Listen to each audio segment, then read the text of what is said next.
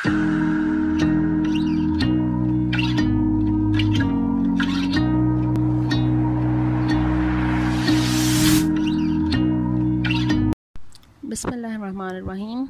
अस्सलाम वालेकुम। Welcome to literature online. आज का हमारा टॉपिक है विलियम ब्लेक की पोइम है हॉली थर्सडे 2। इसके जो फर्स्ट पार्ट था, कंपेनियन पोइम्स इनको कहा जाता है, हॉली थर्सडे 1 और हॉली थर्सडे 2 को। दीज आर कंपेनियन पोइम्स, ठीक है।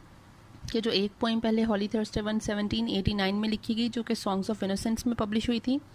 फिर ये हॉली थर्सडे 2 1794 में पब्लिश हुई, songs of innocence and of experience में, ठीक है। These are companion poems. उसी के जवाब में उसको आगे लेकर चला जा रहा है सॉन्ग्स ऑफ एक्सपीरियंस में, अब ये ब्लेक लेके चल रहा है, ठीक है। इस पोइम में जो डिफरेंस है, हॉली थर्सडे 1 में ब्लेक बात करता है सिर्फ इस चीज़ की कि वो पब्लिक अपीयरेंस जो है उसको डिस्क्राइब करता है कि शो ऑफ के लिए लोग कितना कुछ करते हैं। अपेरेंटली नज़र आ रहा होता है कि they are taking care of things and people, ठीक है। लेकिन वो सिर्फ शो ऑफ के लिए होता है। वो काइंड हार्टेडनेस उनकी इनसाइड आउट नहीं होती है कि जैसे वो अंदर से हैं वैसे बाहर से नहीं होते हैं, वो सिर्फ शो ऑफ होता है, ठीक है। हॉली थर्सडे 2 में ये अभी उस चैरिटी को, वो जो हॉली थर्सडे 1 में चैरिटी की जा रही थी, हॉली थर्सडे 2 में ये उसको क्रिटिसाइज कर रहा है कि तुम लोग ही तो रिस्पॉन्सिबल हो इन बच्चों की इन हालत के, जो ये अब इस कंडीशन में यहाँ पे पहुँचे हैं। इस सब के रिस्पॉन्सिबल ये सिटी ऑफ लंदन है। तुम लोग जो अमीर लोग हो, रिच पीपल हैं, और जो भी हमारी जो क्रिश्चियनिटी की ये जो पोप एंड फादर्स हैं, आप सभी ही रिस्पॉन्सिबल हो इस चीज़ के। तो अब आप लोग ये चैरिटी क्यों कर रहे हो, इसका क्या फ़ायदा है इस चैरिटी के करने का, ठीक है। तो ये अब इसको आगे लेकर चलता है। अब इसमें जो 3 जो फिगर ऑफ स्पीच यूज़ हुए हैं, सिम्बॉलिज्म तो है ही है, आयरनी है, एग्जैजुरेशन है, और 3 रेटोरिकल क्वेश्चंस हैं, ठीक है। आयरनी, इसके आप देख लें कि आयरनी तो टाइटल में ही जो है वो अपेयर हो रही है कि हॉली थर्सडे नाम है, बज़ाहिर थैंक्स गिविंग है, हॉली थर्सडे है, चैरिटी की जा रही है, लेकिन वो सिर्फ शो ऑफ के लिए की जा रही है, कुछ भी दिल से नहीं किया जा रहा है, ठीक है। तो जो टाइटल है वो इटसेल्फ इज़ आयरॉनिक, ठीक है। फिर और ये कि ज़ाहिर है वैसे हॉली थर्सडे है, एक आपका जो है वो एक आप लोग चैरिटी कर रहे हो, लेकिन आप लोग खुद ही रिस्पॉन्सिबल हो इस चीज़ के। जो लोग चैरिटी कर रहे हैं वही रिस्पॉन्सिबल हैं बच्चों की इन कंडीशंस के यहाँ तक उनको ले जाने के। एग्जैजरेशन जो है वो ब्लेक ने की है, इसने बेब लफ्ज़ यूज़ किया है 2 बार चिल्ड्रन की जगह। मतलब बेब जो है वो बेबी को कहा जाता है जो इनफेंसी में हो या बहुत छोटे बच्चे हों जो बहुत ज़्यादा वल्नरेबल हों, ठीक है, उनको कहा जाता है बेबी, बेब। तो वैसे आजकल तो बॉयफ्रेंड और गर्लफ्रेंड को भी बेब कहा जाता है लेकिन इसने बेबी को कहा है, ठीक है। हम बेबी भी वैसे गर्लफ्रेंड बॉयफ्रेंड्स को कहते हैं, राइट। तो ये वल्नरेबल होते हैं, और ये इसको एग्जैजरेशन की टर्म में यूज़ किया है, ठीक है, कि उनको चिल्ड्रन नहीं कहा। रेटोरिकल क्वेश्चन जो हैं वो आपको पोइम के आप सीधा जो है वो नज़र आते हैं कि is this a holy thing to see is a rhetorical question, कि बच्चों को इस कंडीशन में देखना ये कोई हॉली थिंग है, उनको इस तरह से लेकर आना और आप लोग अब उनको बिठाओगे, उनको सिंग करेंगे। और is that a trembling cry a song, ये भी एक रेटोरिकल क्वेश्चन है कि बच्चे जो हैं ये जो वो उन्होंने हॉली थर्सडे 1 में जो उन्होंने सिंग किया था सेंट पॉल कैथेड्रल में, ठीक है, वहाँ पे वो जो गाना था उसको तो कहा था कि वो थंडर बन गया और माइटी विंड की तरह वो अब उनकी आवाज़ गूंज रही है और वो अल्लाह ताला तक पहुँच रही है। लेकिन यहाँ पे वो कह रहा है is that trembling cry a song, लेकिन ये बच्चे जो हैं ये बेचारे रो रहे हैं, ये इनकी आहोजारी है, ये गाना नहीं है, इसको तुम लोग सिंगिंग कैसे कह सकते हो, ठीक है। फिर उसके बाद वो कहते हैं can it be a song of Joy, जिसको अभी तुम लोग इस जो बच्चे सिंग कर रहे हैं और तुम लोग इससे महफूज हो रहे हो, खुश हो रहे हो, it is entertaining you people. तो is that a song of joy? It cannot be a song of joy. It is a song of misery, of their hopelessness and their helplessness, ठीक है। वो ये बात कर रहे हैं। ये 3 rhetorical questions हैं। तो अब इसका पहले इसका ट्रांसलेशन स्टार्ट करते हैं, फिर मैं आपको इसके थीम्स बता देती हूँ। ट्रांसलेशन इसकी है, is this a holy thing to see in a rich and fruitful land. अब देखें वो पहले लफ्ज़ ही आयरनी से शुरू कर रहा है, ठीक है। कह रहा है कि ये कोई बड़ी ही हॉली चीज़ है, बड़ी ही सेक्रेड चीज़ है, बहुत ही अच्छी चीज़ है क्या इस तरह से बच्चों को देखना। In a rich and fruitful land, ये कौन सा फ्रूटफुल एंड रिच लैंड है? अगर आपको क्वेश्चन आ जाता है, द सिटी ऑफ लंदन, ठीक है। ब्लेक ने कहा the city of London is the rich and fruitful land, के बज़ाहिर लोग कहते हैं कि लंदन जो है is the city of riches, is the city of, ठीक है, लाइट्स, सिटी ऑफ एवरीथिंग, कि आप लंदन चले जाओ तो आपकी ज़िंदगी बन जाती है, और लंदन बहुत ज़्यादा प्रॉस्पेरिटी है वहाँ पे, ठीक है, प्रॉस्पेर कंट्री है। तो अगर इतना ज़्यादा रिच और प्रॉस्पेर है तो फिर यहाँ पे बेब्स रिड्यूस्ड टू मिजरी, यहाँ पे बच्चे जो हैं वो इतनी ज़्यादा मिजरेबल कंडीशन में क्यों हैं? Fed with cold and usurous hand. अच्छा, अब ये देखें, इसने कोल्ड का मतलब है इनसेंसिटिव, ठीक है, एंड यूजुरस हैंड। यूजरी किसे कहते हैं? यूजरी कहते हैं जो बंदा जो है वो लेंड करे money on high rate of interest, उसे कहते हैं, ठीक है, उस चीज़ को कहते हैं, प्रोसेस को यूजरी।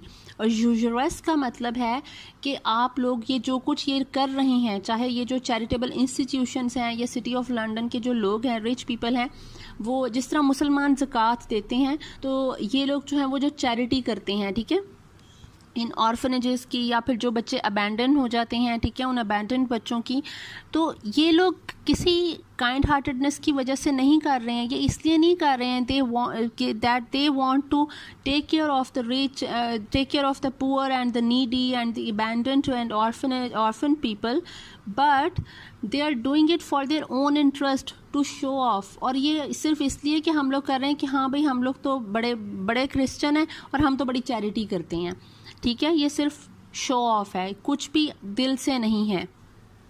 जबकि इन बच्चों को यहाँ तक लाने वाले भी यही लोग हैं, ठीक है। इन बच्चों का यूज़ भी जो मिस यूज़ करते हैं, यूजरस करते हैं, मतलब आप उसको एक्सप्लॉइट कर रहे हो एक चीज़ को, ठीक है, ये लोग उनको यूज़ करते हैं। आगे आप ब्लेक की और भी पोइम्स पढ़ें, आप चिमनी बॉय पढ़ें और दूसरी पोइम, उसमें आपको पता चलेगा कि यही जो अमीर लोग हैं ये इन छोटे छोटे 5-5, 6-6 साल के बच्चों से क्या क्या काम करवाते थे, ठीक है। इनके लिए तो ये बच्चे जो थे वो एक सोर्स थे कि इनको हेल्प मिल जाती थी, सर्विस देते थे, ठीक है। इनको इस चैरिटी से कोई मतलब नहीं था, ये सिर्फ उस थैंक्स गिविंग पे, उस हॉली थर्सडे पे ये यही करेंगे कि ये उनको बुलाएंगे, उनके मुंह शुद्ध हो के, उनको साफ़ कपड़े पहना के, और उनको सिर्फ प्रेजेंटेशन के लिए ले आएंगे कि ले जी हम तो बड़ा ख्याल रख रहे हैं, और अदरवाइज़ कोई उनको पूछता भी नहीं होगा। तो वह कह रहे हैं इतने बड़े, इतनी प्रॉस्पेरिटी वाले, इतने रिच लैंड में वहाँ पे बच्चों की ये हालत है, they are fed with cold and usurous hand, कि जिनको जो खाना दिया जाता है कि वो भी सिर्फ अपने मकसद के लिए दिया जाता है, और वो भी, और इसके लिए रिस्पॉन्सिबल सिर्फ वो इंसान नहीं है, वो लोग नहीं हैं जो वहाँ पे जो है वो ऑफिशियल्स होंगे उन ऑर्फनेजेस वगैरह के, उन चैरिटी इंस्टीट्यूशंस के, कि जो लोग खाना प्रोवाइड करते हैं, बल्कि इसके लिए responsible is the whole city of London, ठीक है, हम सभी रिस्पॉन्सिबल हैं।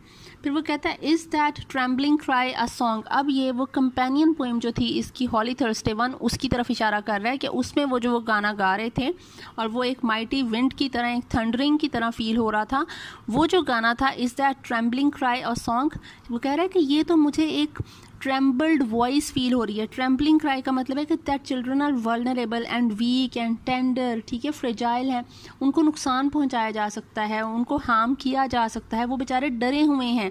उनकी ये जो डरी हुई सी आवाज़ें हैं, वो लोग देखे उसमें हॉली थर्सडे 1 में वो वॉन्ट्स के साथ जो है वो बीटल्स उनके आगे चल रहे थे, ठीक है, मतलब ये खौफजदा हैं। तुम लोग इसको गाना कहते हो, can it be a song of Joy, क्या ये कोई खुशी का सॉन्ग हो सकता है?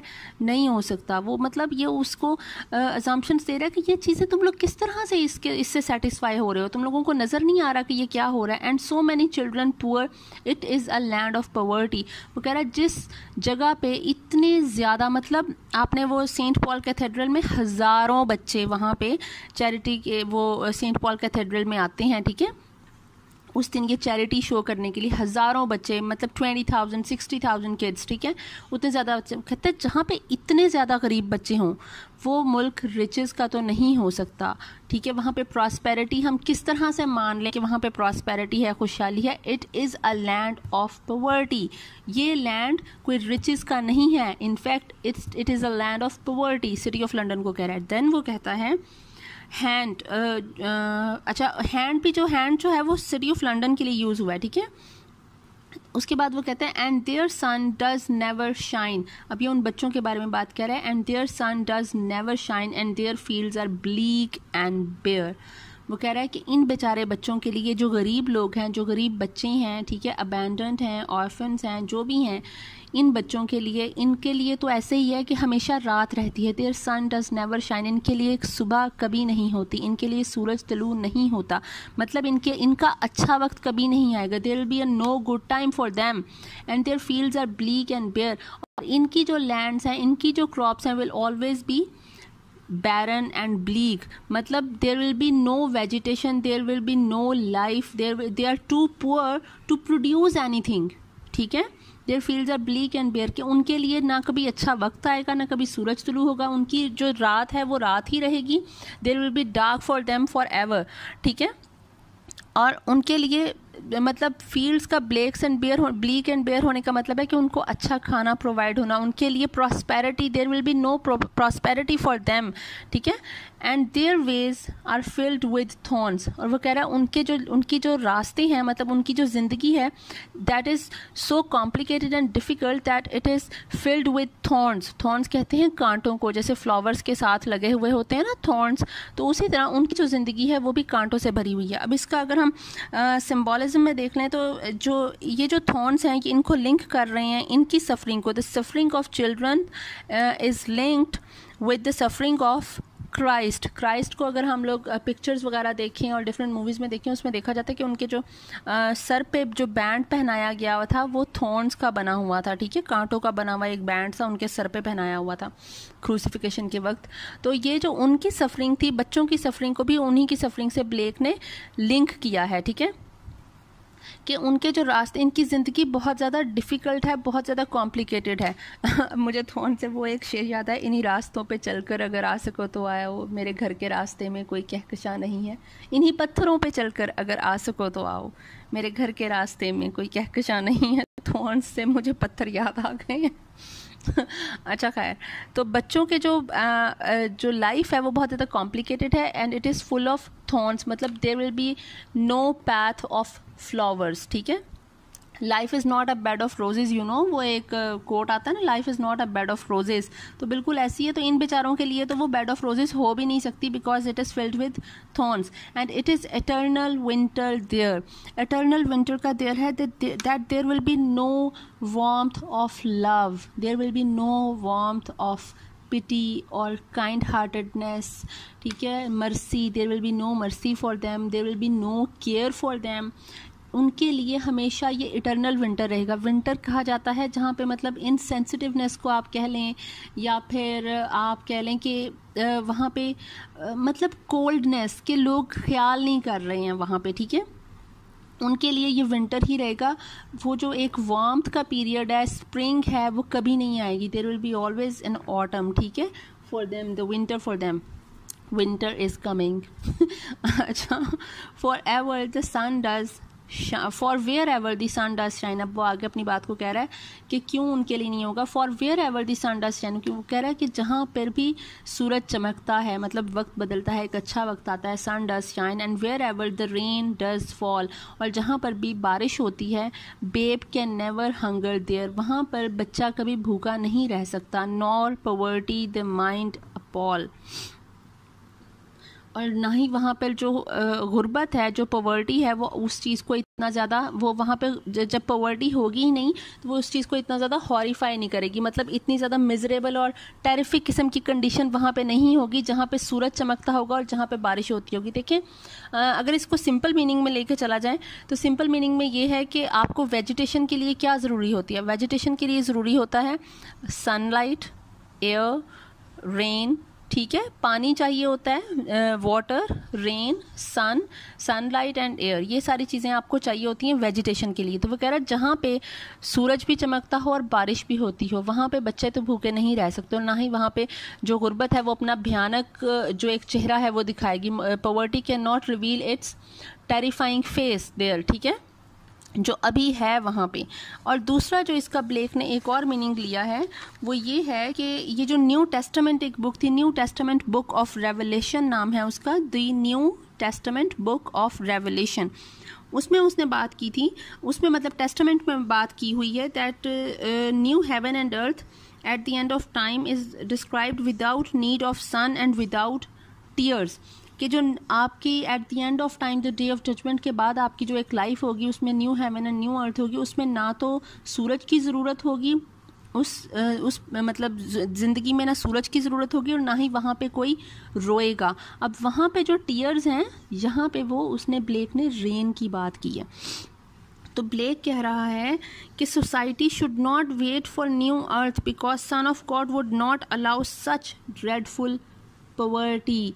वो कह रहा है कि तुम लोग जो हालत तुम लोगों ने इस दुनिया की कर दी है, इसमें जिस हद तक पॉवर्टी है, जिस हद तक इनसेंसिटिव तुम लोग हो गए हो, केयरलेस हो गए हो, तो तुम लोग तो उस दुनिया की कोई वो उम्मीद ही मत रखो ना कि तुम लोगों को वो दुनिया मिलेगी जहाँ पे सूरज और सूरज की ज़रूरत नहीं होगी, क्योंकि तुम लोगों ने अभी इतना बुरा हाल किया हुआ है कि सूरज अभी आ भी रहा है फिर भी ये लोग गरीब हैं, ठीक है, ये लोग इस हालों में रह रहे हैं। तो तुम लोग किसी भी न्यू हेवन एंड अर्थ की उम्मीद मत रखो, क्योंकि तुम लोगों ने इसका इतना बुरा हाल इस प्लैनेट अर्थ का कर दिया है। अच्छा, अब इसके जो दो थीम्स हैं जो ब्लेक ने बात की है, वो एक तो है the distortion of Christian belief about future life and the second is the distortion of Christian belief that makes it a means of controlling peoples behaviour. तो डिस्टॉर्शन ऑफ क्रिश्चियन बिलीफ जो है अबाउट फ्यूचर लाइफ, उसका वही है कि Christians का जो एक बिलीफ है कि अभी अगर आपको किसी सफरिंग में आप इन्वॉल्व हो चुके हो, आप पे सफरिंग जो है वो इम्पेल्ड हो गई है, तो आप लोग क्या करोगे कि उस सफरिंग और इनजस्टिस का आपको in the day of judgement आपको सवाब मिलेगा और आप लोगों को एक लाइफ ऐसी मिलेगी, life full of bliss and there will be no suffering at all for you, ठीक है। तो वो ब्लेक इसको बिल्कुल अपोज करता है। वो कहता है this is a perspective of a fallen person, कि इधर आप लोग सफरिंग, कहता है ये सफरिंग जो है ये इम्पोज्ड की गई है हम पे, बच्चों पे, इस पुअर पीपल पे इम्पोज्ड की गई है इन लोगों की वजह से जो रिच हैं, ठीक है। तो ये कैसे हम मान लें कि हम अभी इन लोगों की वजह से हम अब सफरिंग में सफ़र करें और उसके बाद हम बाद में जाकर हम ब्लिस की जो है वो उम्मीद रखें। हम क्यों सफ़र करें? सफ़र नहीं करना चाहिए। ये जो लोग गलत कर रहे हैं इनको ये गलत का पता होना चाहिए, ठीक है, उनको रियलाइज़ करवाना चाहिए कि वो गलत कर रहे हैं और हम किसी और की जो एक्शंस की जो है रिएक्शन है हम वो क्यों भुगतें, ठीक है।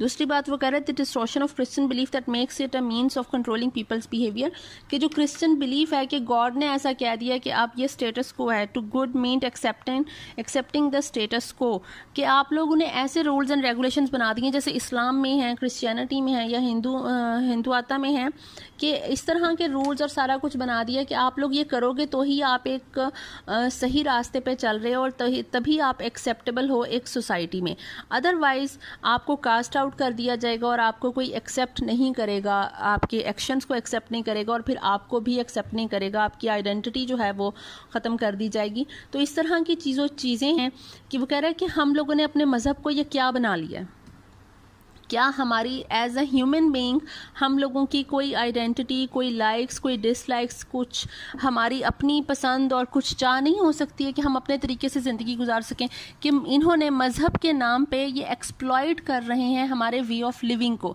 इस चीज़ को ब्लेक ने यहाँ पे जिक्र किया है, ठीक है। तो आई होप आपको ये चीज़ अब अच्छी तरह से समझ आ गई होंगी, ये दोनों पोइम्स।